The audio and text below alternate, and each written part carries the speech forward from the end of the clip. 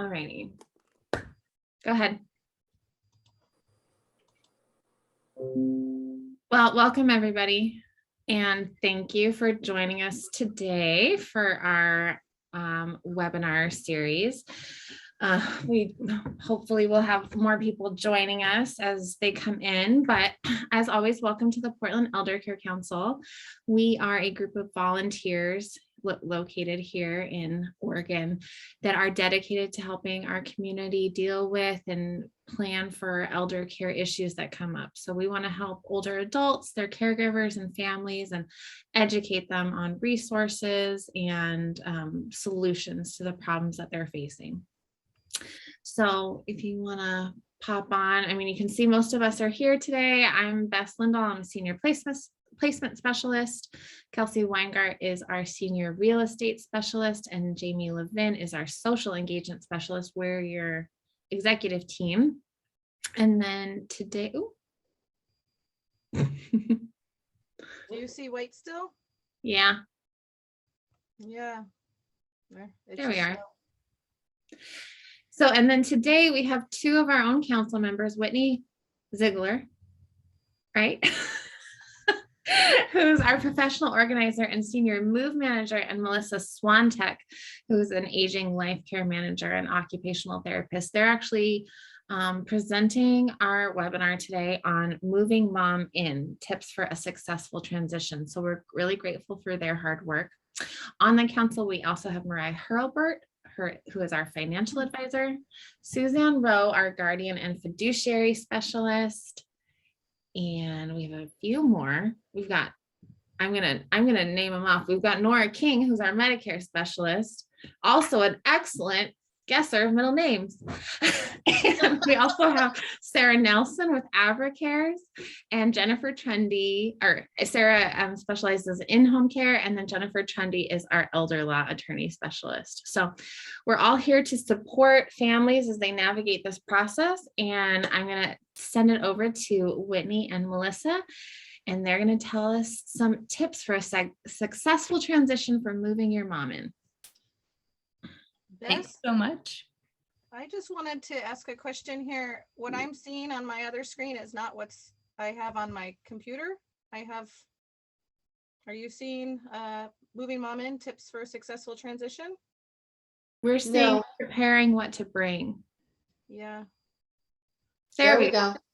Yeah, but that's like one off from what's on my screen. So we'll just see how it goes.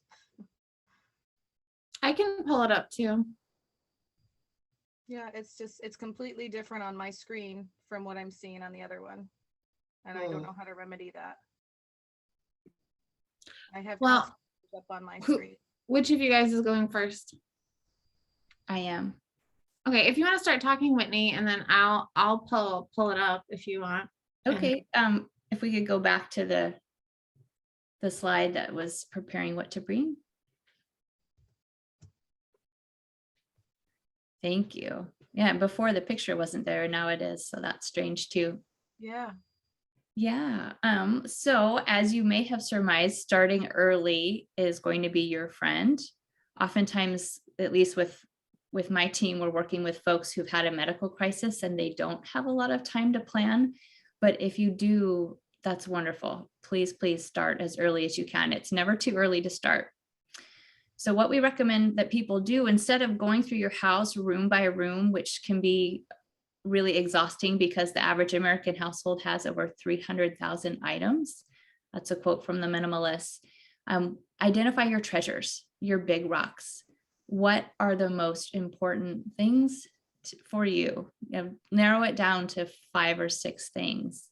And just remember that the memory doesn't necessarily live in that item. It might spark the memory in you, but there are other ways that we can keep that memory alive as well.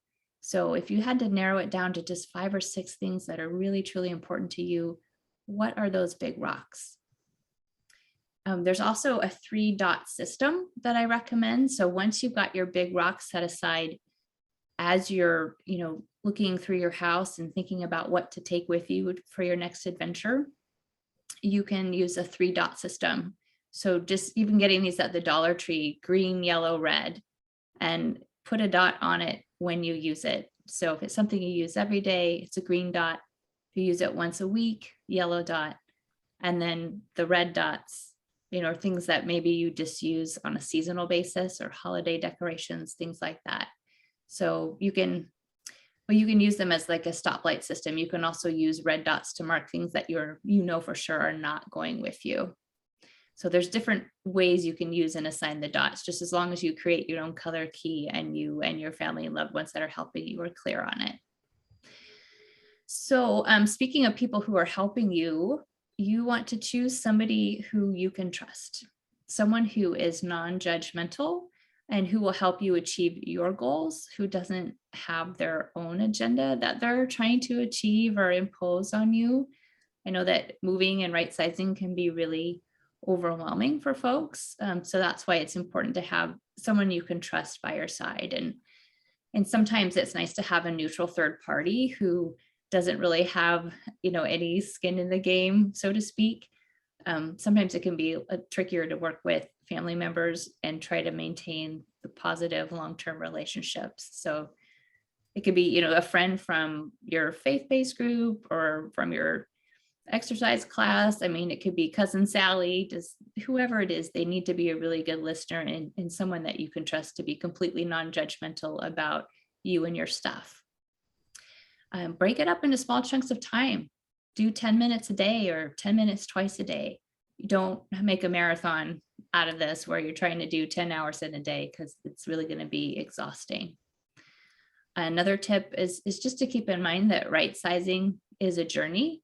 It's not a destination. So it might take you, and most people, it takes several passes through things to really identify what's important to them. So just know that you don't have to do it all in one go. Heirlooms, those, make a plan for those. So the ones that maybe aren't on your big rocks list that you're not going to be taking with you, make a plan for them and write a note. Like if it's a painting, put a note on the back of it saying, what's the story behind this? Who is it going to? And then make a plan for it to get there. And also, our heirlooms can be really sensitive. Maybe they're more important to you than to the next generation because they don't have as close of a connection to that item. So be sure to share the story so that your loved one has the context behind it. Space plan. About 99% of the people our team helps move into their new home, they end up taking too much. And then their home is very cluttered and actually dangerous and unsafe, and they're not able to navigate it. And it just doesn't feel good because it's so full. So by creating a plan ahead of time, you're just going to make things go so much more smoothly. And it can be really simple. It doesn't have to be a fancy app or a CAD drawing. You can just use graph paper. The cardinal rule, the most important thing, if you don't remember anything else today, know that you need to respect people's belongings and their decisions about those belongings and not judge them. And that we don't have the right to make decisions about anyone else's things besides our own things. That's the cardinal rule of organizing. And just keep in mind that it's hard for people to let go because when we're moving into another space, our identity is changing and shifting. And it can be really hard to let go of items that we feel symbolize who we are and that who represent who we are. So maybe it's just a dirty old coffee mug to someone else, but to you, maybe that coffee mug is from when you went to college and it was, the best 4 years of your life and you have a lot of memories attached to it. So just keep in mind that when you're working with people to part from their items, that it's very psychological and emotional, and a lot of it is tied to identity and to making an identity shift. And then something to think about too is just the cost of moving. So for example, if you're moving across the country, and these are pre-COVID prices, I think everything's gone up since then, but it costs on average about $4 a pound to move items out of state. So do you really want to take the 300-pound piano with you from Oregon to New York, for example? Maybe it is worth the cost to you. Maybe it's really, really special, but just something to think about, and it might be a criteria to help you in making decisions. And then storage units. I never recommend that people get a storage unit because oftentimes things go in and they never come out and we never actually go see them again. So it can be great as a temporary tool. Like, let's say your new space isn't ready yet and you have to vacate your current home, or, you know, the timing isn't lined up, or maybe you're having to do a drastic right sizing and you're just not ready to let go that quickly. You could temporarily put your items into storage, but make sure you have an end date on that and that you're not going to be paying a monthly bill indefinitely. I've often seen that happen with folks, and they'll call us up years after they move and we'll go through their storage unit with them to finally clear it out and let things go. Sorry, I got to pick up my pace here. So in organizing the new space and moving mom in with you, it's great if each generation can have their own space, like their own bedroom and their own bathroom, even if you might be sharing a kitchen or living room or other spaces. Whoever uses the space, let them decorate it and organize it and set it up. And just keep in mind that everybody might have different tastes. Remember the who's using that space and for what purpose. Set up zones. So maybe the living room has multiple zones, like maybe there's a zone for the kids to play, and maybe there's a zone for reading and a zone for watching TV. Maybe there's a little exercise zone where you've got your weights and things like that. But by having the zones, we have different, I'm sorry, Melissa, it went to the wrong slide. By having the zones set, like we have a set purpose for the space, because if the space doesn't have a purpose, it tends to just be a dumping ground or a place where random things collect, like the guest room, the garage. You know, if we're not parking in there, like it tends to accumulate clutter and it can be kind of dangerous. Sorry, can we go forward one slide again? Yeah, I think Bess is going to need to do this because I'm on, it's not working. So Bess, do you have yours up? Okay, sorry. No, you're good. As long as. Oh, thank you. And now the picture's here, so that's weird too. I know, it's bizarre. I'm going to stop Let sharing me- and let Okay. Bess share.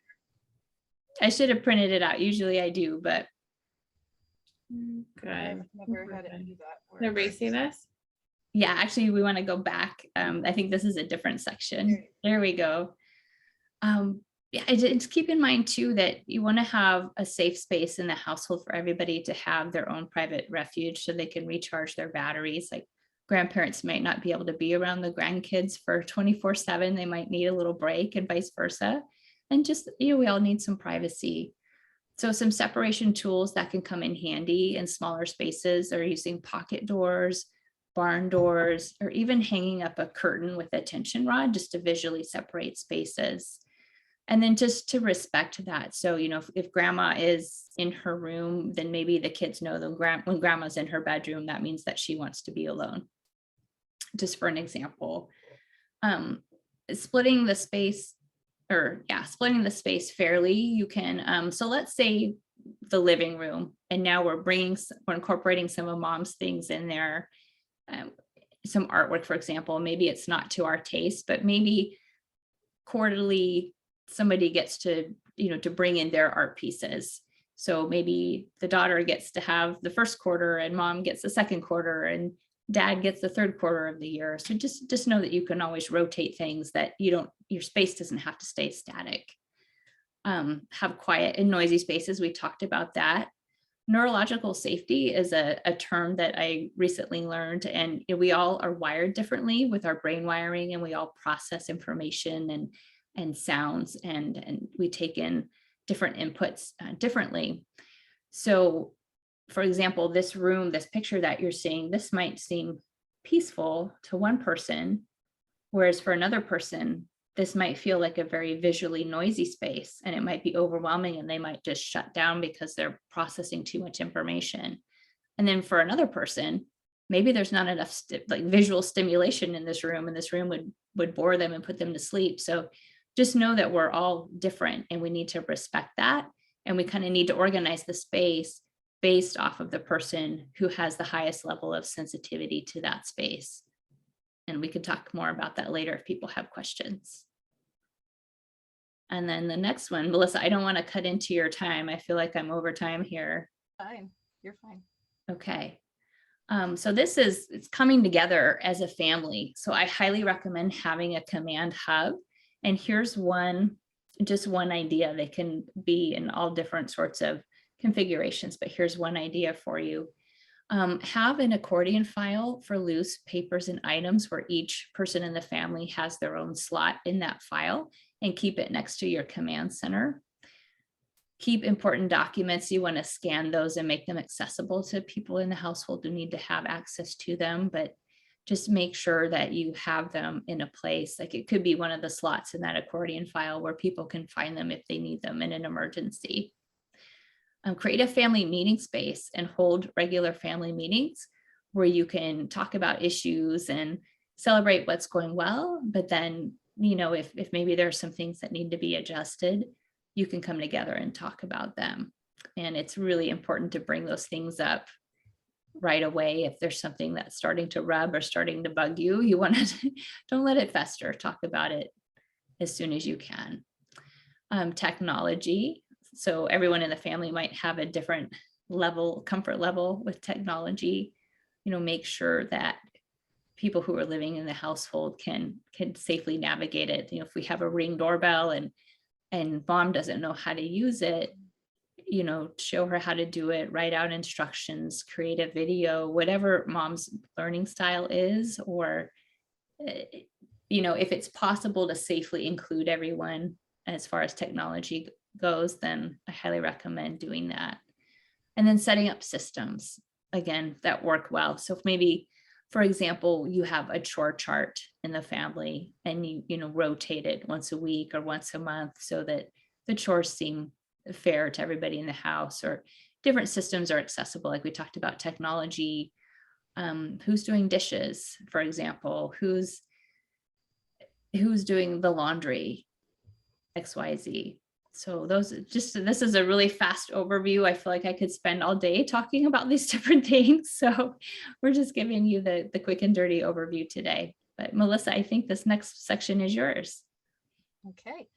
So another piece of setting the home up for success generally has to do with the fall prevention and safety of our senior that we're moving in. The best home safety recommendations are going to be individual for each client and each home, but there are a lot of overall pieces of equipment that have been very handy for people, and we're going to talk about those a little bit here today. The cost associated with these recommendations is highly variable. It can be anything from a light bulb or a grab bar to a Sterilift and bathroom remodeling. So having a home assessment and looking at the home ahead of time is pretty important when we're establishing our timeline of taking mom or dad into the home. Many times the home safety modifications will equal even less than 1 month stay in an assisted living facility. So a lot of times people will balk at, oh, that's too much money. But if we think about the alternative of assisted living, then we're still under that cost. Another consideration to keep in mind is if we need a contractor or if we can just get by with durable medical equipment. And durable medical equipment, or DME, can be bought locally or online and offers clients improved safety and independence with little or no installation.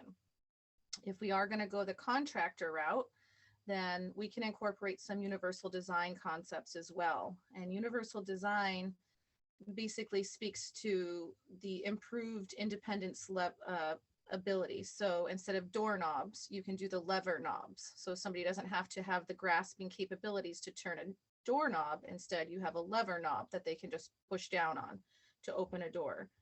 Another example would be making sure that the outlets are a little bit off of the floor, not super low to the floor, so somebody in a wheelchair could still access them. So we can go to the next slide. Basically, when I walk into a home, the home safety assessment starts from the moment I leave my car. I'm looking at the driveway and the slope of the driveway, the safety of the concrete. Does it need to be power washed? Does the landscaping need to be cut back in the walkways coming up to the home? And we want to find at minimal one accessible entryway. Ideally, an entryway that the client themselves or the senior themselves could come in and out from independently, but If not, that at least with their loved one, we have to have one access point to get in and out. If they're coming with a walker versus a wheelchair, we still want to keep in mind that where could we use a wheelchair ramp in the future, and where would we be installing it? Is it even a possibility to have mom in this home? We're looking at the main floor, and can we put a living quarters here? If there isn't a bathroom and a bedroom on this floor, can we set a bedroom up in the dining room? Is there an option for, is there a half bath there? We have even done as much as installing, you can actually get shower stalls these days that are portable. Not ideal, but it is possible. We're looking at doorway widths throughout the home for the walker or the wheelchair, and making sure that we have accessibility, not just for now, but also if this is a long-term plan, that the wheelchair can get through later on. We're specifically looking at bathroom modifications, and a lot of the lighting schemes are really important. So the next couple slides, we're going to go through a couple of options for durable medical equipment versus a contractor's help. Here on the left, we can see a ramp that a contractor made, came out, measured for it, used wood products, and installed this ramp themselves, built it. They would probably still need some non-skid. Here in Oregon, we need some non-skid overlay to that ramp, versus the one on the right is a prefabricated ramp. You can buy this off the internet. You usually want to have somebody come out and still measure for it. The prefabricated ones used to be the more expensive one, but with the price of lumber now, actually the one on the left might be more expensive.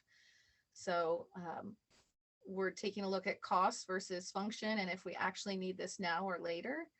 And the pictures at the bottom are threshold ramps. Those are straight off, those are pictures straight off of Amazon to show you some costs.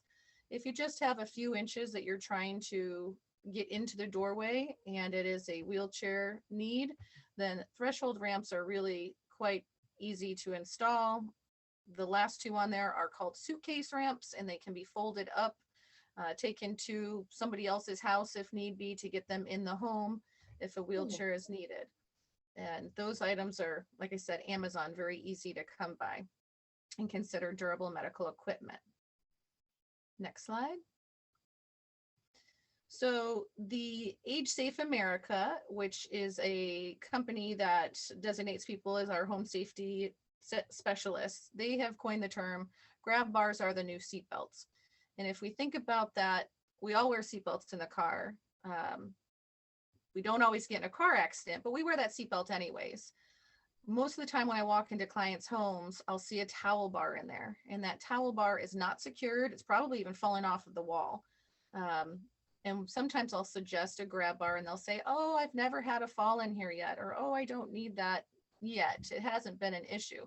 The point is, you don't always need a seatbelt when you get in a car, but when you have it on, you're secure for when you need it. So grab bars really should be installed in appropriate places, and by a contractor, somebody who knows what they're doing. However, it's not always possible to install grab bars everywhere. In the picture next to the transfer pole, if we were to put a grab bar on the wall in front of that toilet, that's far too far away to be able to grasp for a grab bar. So we have the option of here a transfer pole, which are wonderful. You can usually get them around $150, and you can install this yourself. It's just tension mounted. There's an H on the top and there's a circle on the bottom. And when you tighten it or loosen it, it creates tension. And then the client can use it to get on and off of the toilet, here in and out of the tub. Next to recliners is a popular place for this. And all you really need is just a standard 10-foot ceiling. If your ceilings are super high or sloped, that's not going to work, but transfer poles we use quite a lot. They're excellent. This other picture here is a clamp-on tub bar in the $40 range. So if you have a standard tub and mom can step over the wall, but gosh, it'd be nice if she had something to hold on to as she did that. But having a grab bar installed by a contractor isn't something that's going to happen right away and isn't something that's feasible for the family. Then you can clamp on a grab bar there that she can hold on to as she safely steps over the wall. That's given that she can step over the wall. So we'll go to the next slide where we talk about shower chairs. 3 options on the right, standard shower chairs if mom can step over the wall, holding onto that clamp on grab bar or standard grab bar on the wall. And the ones on the left are standard tub transfer benches on the top.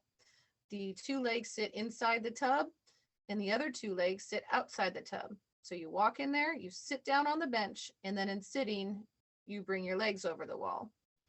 The bottom one is an excellent shower chair that has just been revamped. It used to be extremely long and cumbersome, and now these are excellent shower chairs. It turns so mom can sit down on it facing out of the shower, nice easy transfer, and then you can swivel the seat in, help her lift her legs over the wall, and then scoot her in. They're really good for people who cannot or maybe should not be sliding their bottom across the seat because perhaps they have some skin breakdown issues or they're at risk for skin breakdown, or it's just too hard for them to slide across. Next slide. These are some great options for toilets. And the point of all these slides is to show you that you don't always need a contractor. You don't have to get an ADA toilet installed, especially if we're looking at moving mom in temporarily, or we're not sure how long it's going to be feasible to keep mom at home. So the first picture we have is called a toilet safety frame or a Versa frame. Just attaches to the back side of the toilet and provides handles to push yourself up from the toilet. It does not provide a higher seat to come off of. So if you have a real low toilet, you still might need a toilet riser to go with that. If you need both the arms and the raised toilet seat, bedside commodes go right over top of the toilet. They're excellent. They can be used as a shower chair without the bucket underneath. They can be used over the toilet using a splash guard. The bedside commodes all come with a bucket and a splash guard, and a splash guard is just a bucket with no bottom. So everything funnels down into the toilet. You still can flush the toilet, no messes. And you can use them next to the bed at night with a bucket. So if you're concerned that mom can't get out of bed safely to the bathroom at night, you could put this right next to the bathroom or right next to her bed, and it's a safe solution for nighttime toileting. The bottom picture there is a toilet riser that adds only 3.5 inches to the toilet. Most toilet risers are 5.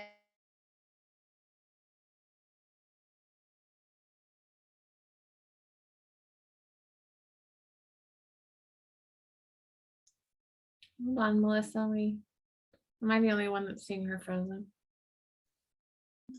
We lost audio. The sound cut out. Yeah, you froze a little bit there, Melissa. It looks like you're back though. Okay, Yeah, go ahead. I just saw that. So that last toilet riser is just a 3.5 inch rise, and it works really well if you don't want to pop them up too high. Next slide. So these pieces here are just must-haves. If mom's in the house, you cannot be with her all the time. You can take this little device, a wireless call button, and mom can hold the push button and it chimes to you whenever needed. Am I frozen again? Yeah, How about now? it's slow, it's laggy. Okay, I'm sorry, guys. We can hear you okay though. Okay. So the offset door hinges here helps you to provide an extra 1.5 inches. If getting your knuckles crushed going through the door is difficult, you can, instead of widening doorways, you can make with offset door hinges, it makes it flush to the door frame, and you've got extra space there to get through the wheelchair through the door to the bathroom. And a bed assist rail, I put that in the same category as grab bars. You don't want to wait until you have a fall out of bed or you get dizzy at the edge of the bed and slip off. Having a bed assist rail, there's no installation needed, and it just gives you a nice, safe thing to hold on to when you go from lying to sitting. And the last ones are just general safety. Don't try and open the pill bottles every day, 20 pill bottles every time you have to give mom meds. Fill up the pill box once a week, Have this nice alarm system next to it that you can set for whenever she should be taking her meds. You go to the pill box, dump it out, there's her meds. And you're taking a lot of the stress and work out of it by having that reminder system next to it. You can also just use your cell phone as well. And then lighting at night is super important. We're all moving towards sensor motion lights and LED lights for nighttime use. It's just the safest thing if mom's going to get to the bathroom and we're afraid that she's not going to remember to turn the light on. Let's just give her some sensor motion lights so that it lights up her walkway as she's going.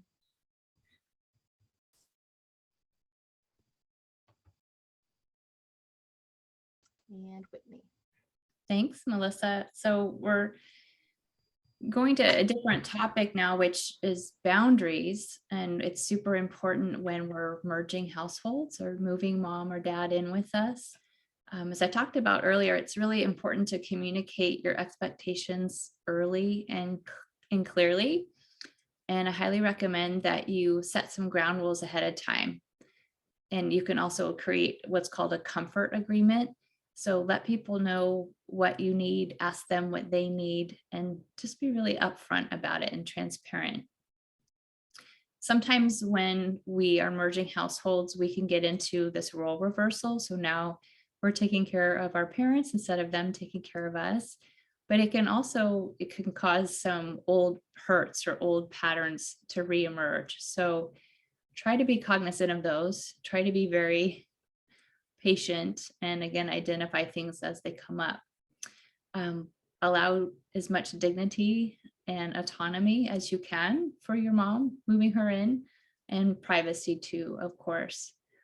Know that everybody is having to compromise in the household and make some sacrifices, but keep that greater good in mind. You get to spend more time with your mom, for example, or maybe the grandkids get to live with her and get to really know her and spend time with her and learn about her life. And she gets to be a part of their lives as they grow up too.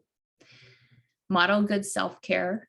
Make sure to take time for yourself. And we'll talk in a little bit about respite and bringing in some outside assistance to help you make that space in your life for self-care.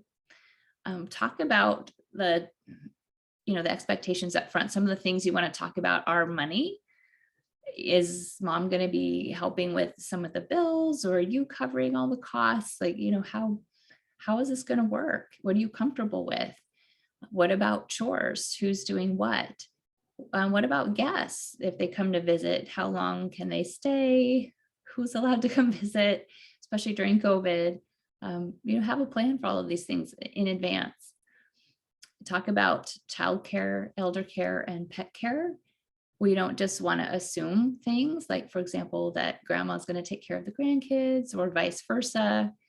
And pets too. Sometimes we love our babies, but they might be a tripping hazard for mom moving in with us. So we might need to create some different zones or use pet gates or baby gates to create spaces where mom can walk freely and not worry about tripping over the dog or maybe having the dog knock her over in exuberance by jumping up, being excited. Not that I'm talking about my dogs or anything like that. We talked about the regular family meetings, and we talked about tackling issues directly and promptly. I think there's one more slide here. Support and tools. So we talked about leveraging some outside help. So some things to think about. You could outsource so many things these days. You could have your groceries delivered, have meal delivery. You can even have someone come pick up the dog poop in your backyard. So if you can afford it, and if it helps make your family's life easier, consider outsourcing things like house cleaning. Anybody else want to throw out any other things that you like to have outsourced? Maybe a laundry service, yard service. Yeah, landscaping. Yeah. So those are just some ideas to start. And then keeping an attitude of gratitude and keeping that bigger picture in mind. Why are we doing this? What's the bigger purpose here? Using compassion and humor in your journey together as a family is a great tool. Also, utilizing friends and professionals. it can be great to have a therapist to talk with, because this is a huge major life adjustment for everybody in the household. And it's, highly encouraged to reach out and get support while you're going through this transition, or even just the ear of a compassionate friend who can maybe go for a coffee date or go on a walk with you and just listen. Some tools, concrete tools are baskets and colors. So having a basket for each family member, and then if you have loose items that you find around the house that belong to that person that maybe didn't make it back to where that item's home is, put it in that person's basket so that they'll know where to find it. And then you're not frustrated because you're tripping over things or someone's left something out and it bugs you. You just slip it into their basket, and then it's their job to put it away.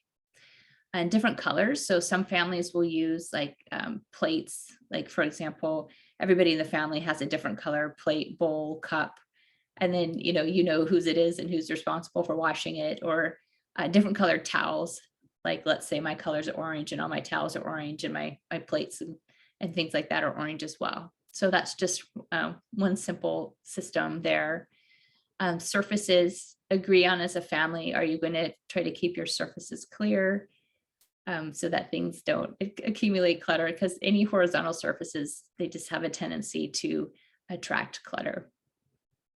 Some families will institute a use it or lose it policy. So if you haven't used an item in 30, 60, 90 days, whatever time frame you set, think about letting it go, especially if maybe you've brought too much with you to your new space. Or, by letting things go too, you create space in your home for mom to feel more comfortable. So it's not just mom right sizing and letting go of things, but the family that mom is living with as well also needs to go through and right size and create space for mom and for this new family that you're joining together or bringing back together. Create a timeline and think about experimenting before you take the plunge. So you could go on an extended family vacation. You could maybe rent an Airbnb and test drive this and see, are you going to drive each other crazy, or is this going to be the best thing since sliced bread? So just some ideas.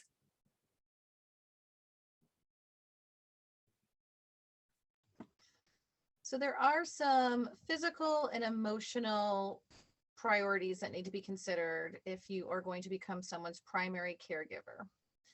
Physical issues. Do you have any back problems? Do you have any cardiac issues? Do you have a difficult time standing on your feet for too long?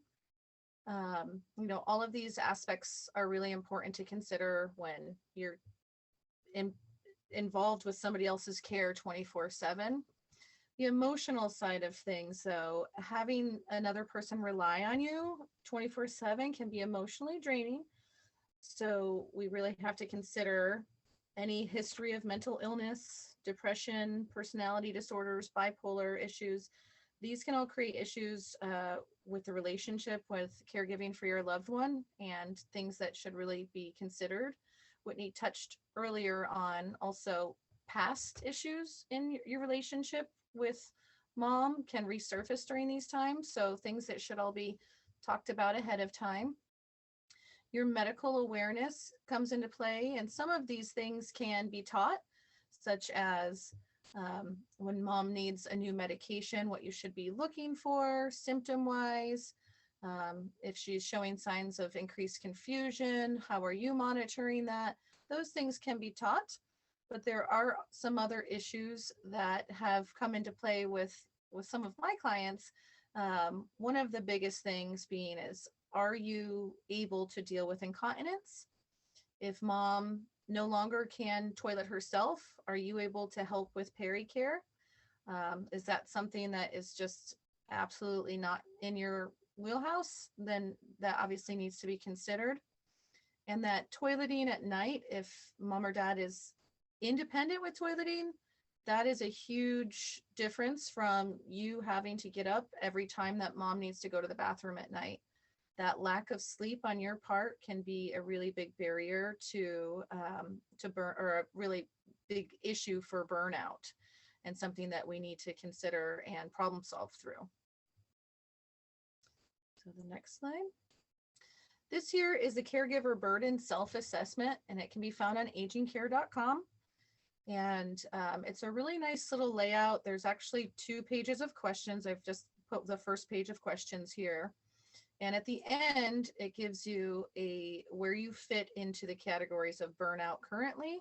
This is something that you want to do even before mom moves in with you, and then periodically while your loved one is living with you, to see where you're at burnout wise.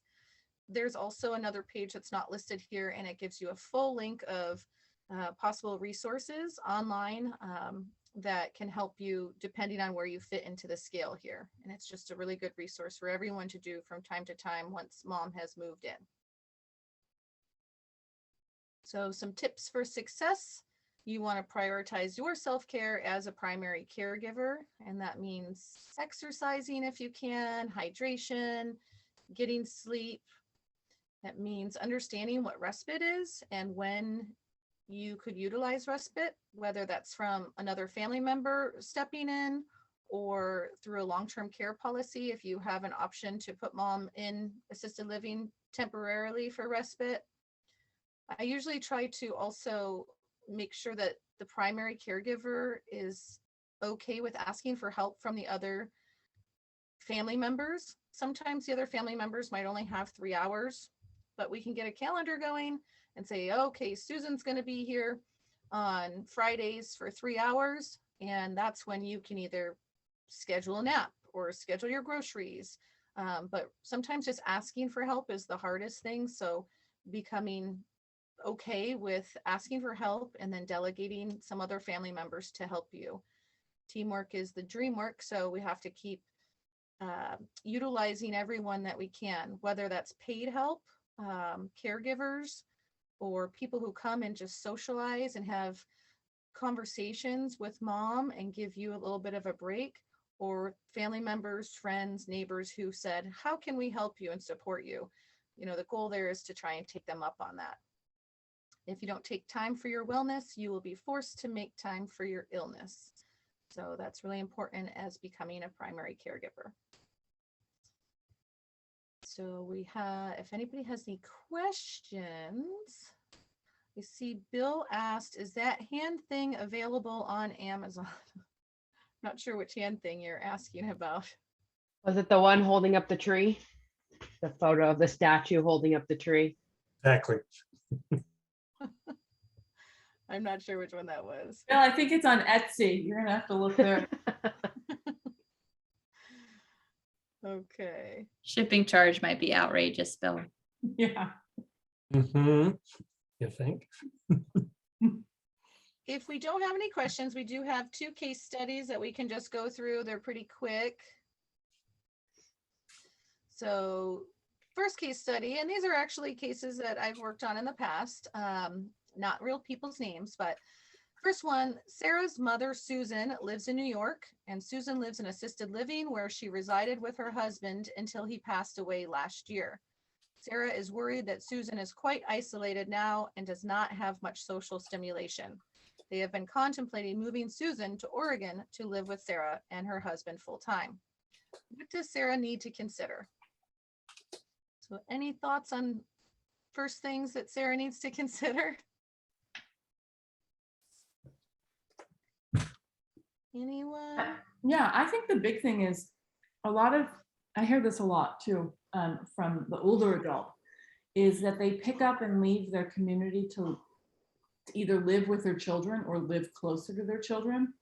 And what ends up happening is they've left their entire social network behind, right? Even if it's minimal, whether it's their church ladies, their bingo gals, their neighbors. And so really the way that I look at it is really thinking about how can you set them up for success so that they can make friends and build a new community in their new home. That's a good point. Absolutely. What else does Sarah need to consider? So we have to probably look at the home and make sure mom can access it from the bottom level or mom's mobility options, right? Mom's also going to need a new team of doctors. So pre-thinking those type of issues. And switching insurance. Switching insurance, yep. She'd need Nora. She'd need Nora. She'd need Jamie to help her have that socialization outlet and those stimulating conversations, right? She might need to right size and figure out her big rocks and what's important to bring with her from New York. Yep. Yeah, and just have the physical assistance with packing and managing the move and unpacking in Oregon. And then she'll need Sarah and Sarah's team for some respite care. That's right. You got it. Yes, you can click to the next one. There's a couple options listed here. Yep. And next. So we're also needing to look at the caregivers, Susan or Sarah's actual physical ability to be the full-time provider and their relationship between the mom and daughter and those cross-country moving logistics and costs. And also how it's going to affect Sarah's relationship with her husband, since her mom's going to be living with her, and that can really change their dynamic as partners. Absolutely. And is Sarah working? How is she going to manage all of this? Does she have kids? Okay, and case study number 2. Bob's wife of 35 years, Stella, recently suffered a massive stroke, leaving her with left-sided hemiparesis. Bob visited the rehab daily and watched her therapy. However, they did very little training with Bob himself. The rehab told Bob that Stella would need to transition to a nursing home as she requires 2-person assistance for all transfers. Bob wants to take Stella home at any cost, and Stella is also pressuring Bob for her to come home as soon as possible.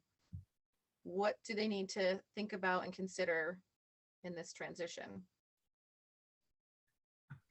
Serious safety. How can Bob transfer her himself if she requires a 2-person transfer? Yeah. Is there equipment out there that could maybe help that they weren't able to use in rehab that could be brought into the home to help him transfer her from point A to point B? Is the home set up on one level to even make that an option? When he comes to visit the skilled nursing, can he spend more time with the therapist training him to do whatever transfers? It says he's had very little training, so prioritizing that when she's in a place that can do it right. And he might need to force the ask on that, saying, please teach me. I'll be here for any session, right? Also, Bob's mental and physical stability himself. They've been married for 35 years. He's probably older. He might have some physical and cognitive or emotional challenges himself. And then Bob definitely needs a team of people surrounding him to help him and give him some rest. Right. And that needs to be in place before she comes home. Yeah. Right. Yes. And having you come in, Melissa, and do a safety assessment. So I can tell you that both of those case studies actually did not work out. Mom was brought into the home for about a year on case study number 1. And I can tell you, though, that they would probably not take any of that year back, but mom has since moved to assisted living. It was more of an emotional issue that the daughter did not feel, for whatever reason, that they, could do it anymore. And I think it became some issues there between mom and daughter, as well as the second case study also came down to caregiver burnout very quickly. Certain emotional components were not brought up. And as soon as Bob was not able to sleep throughout the night, it became very difficult for him to, even though physically he was able to do it for a short period of time, it was too much for him to handle. So the emotional piece, I would say, is the biggest issue for these things not working out, and that needs to be really contemplated a lot beforehand. Yeah. And sustainability. We can all perform miracles for short periods of time, but then at some point the rubber has to hit the road, and Right. some of those things that we wish we could do, we can't sustain. Yeah. And like I said, neither one of those families would take it back. They both tried. They were successful for whatever period of time. And they know, how to take care of their loved one now, but they also know that it was just a little bit too much. And both parties agreed that it was time for the next step. Yeah, I think in some ways that, that's modifying the home is almost like a last ditch effort. It's the emotional step to try everything you can. And this isn't in all cases, but to really, to try to make it livable and sustainable. And then there's typically an event that makes it quite clear that they can no longer do it. And it's sort of that inflection point of change. And the family recognizes that it's just, we've done what we can and we tried, and now it's the next thing. But that modification can often buy you time, especially when you're looking at folks who have progressive diseases, who are comfortable at home for some time. You can buy them a little bit more time. Those are definitely. And if you can do it cheaply with durable Option. medical equipment versus a Yeah. full-on home remodel, and it's costing under $1,000, why not give it a try? You can make it more. I did want to ask a question about the DME that you can get on Amazon. Obviously, we all read reviews for products that we buy, but what's the best way to ensure that a product that you get is like the quality is ensured of the material and it will really work? Well, your only option there is to go find it and look at it in the store if you aren't comfortable with these products, and also, a therapist, having a home health therapist OT into your home. Everyone, if they're homebound, could have a home health therapist in their home under their insurance. But generally they'll say, get a bedside commode, get this. They won't hold your hand on exactly what one to get. So you could look at them in the stores. And I think we all want to support local stores as well. Unfortunately, a lot of our local DME providers, their costs are substantially more. So I usually show them the pictures on Amazon and show them, what we're talking about, and then leave that to them if they would like help finding it locally. But as far as the actual type of like plastic that a bedside commode is made up of, you'd have to go look at it in the store. Right. I know. Word of mouth. So if you know someone else who's purchased it recently, you can ask them for their personal review rather than just reading the online reviews. And then the other thing I would mention, since we're on the DME topic, is Vancouver has the caring closet. So sometimes picking up used DME for things that can be sanitized and reused by other folks is a good way to try something. And then if it works, you can always buy a second one if you need it for the house, or buy one that's the right size. That's a good way to sort of try before you buy, because there's no cost associated with that. Right. Good.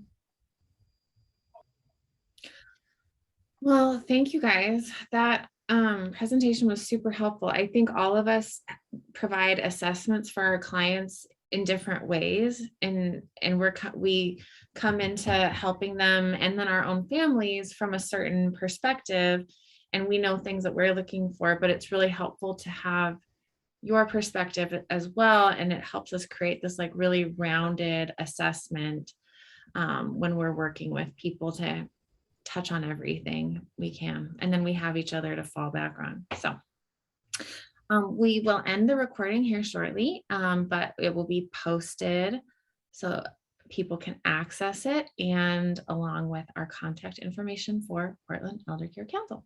So thank you, Whitney and Melissa, for that great presentation. You're welcome. Nice. I'm sorry